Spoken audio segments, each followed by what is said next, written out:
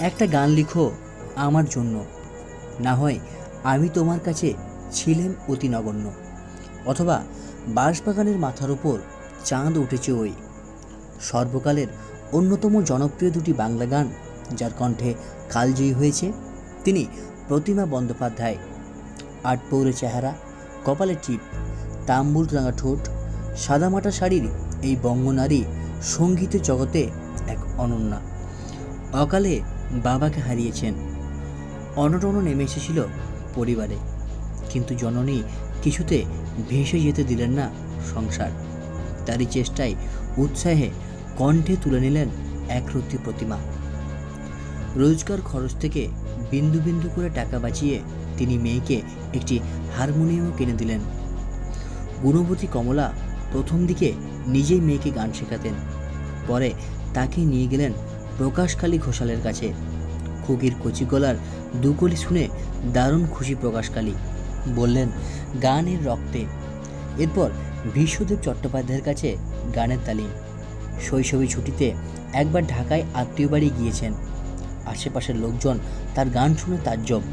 সেখানে এক গুণগ্রাহী ঢাকা রেডিওয় যোগাযোগ করিয়ে দিলেন।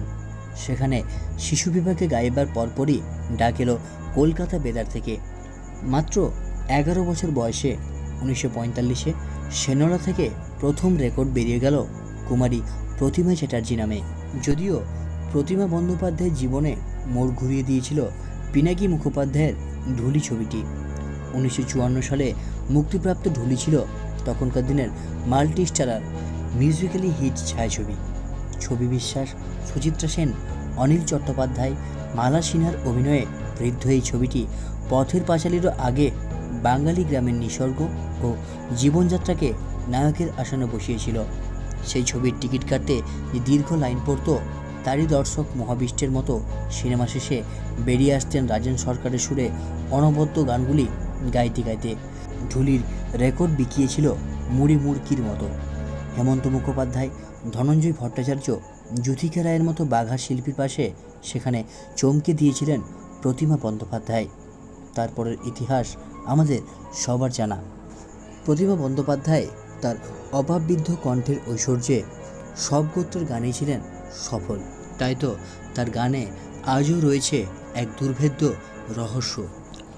শান্ত লাজুক স্বভাবের হলেও সঙ্গীতের জগতের সকলের সঙ্গে মেলামেশা করতেন।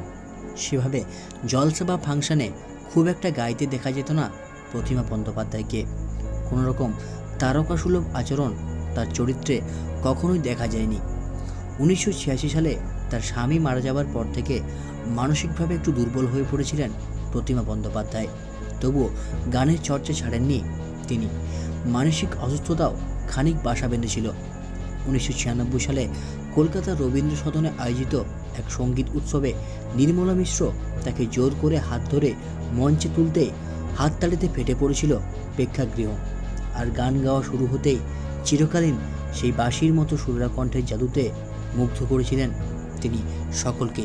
সঙ্গীতের জগতে বহুমুখী প্রতিভার নাম প্রতিমা বন্দ্যোপাধ্যায়।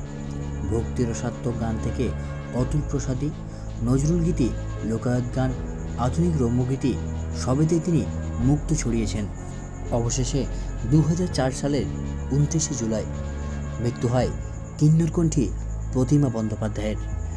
ভিডিওটি ভালো লেগে থাকলে অবশ্যই লাইক, কমেন্ট এবং শেয়ার করুন।